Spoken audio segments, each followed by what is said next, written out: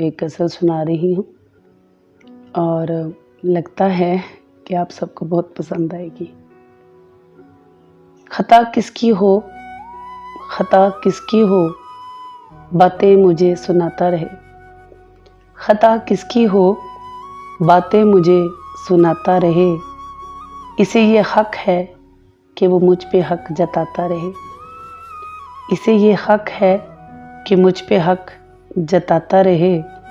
वो मुझसे दूर हुआ है मगर दुआ है मेरी। वो मुझसे दूर हुआ है मगर दुआ है मेरी। वो मेरे बाद भी देर तक मुस्कुराता रहे। वो मेरे बाद भी देर तक मुस्कुराता रहे।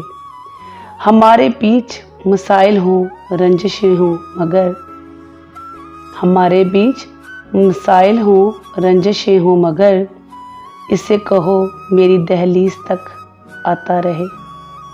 इससे कहो मेरी दहलीज तक आता रहे। अजीब ये तौर तरीके हैं बेवफाई के। अजीब ये तौर तरीके हैं बेवफाई के।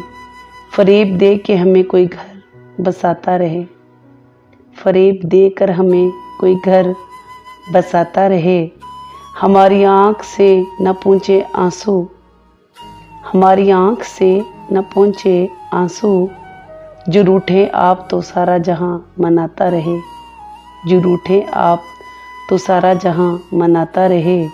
खता किसकी हो, बातें मुझे सुनाता रहे। उसे ये हक है वो मुझे पर हक जताता रहे। शुक्रिया।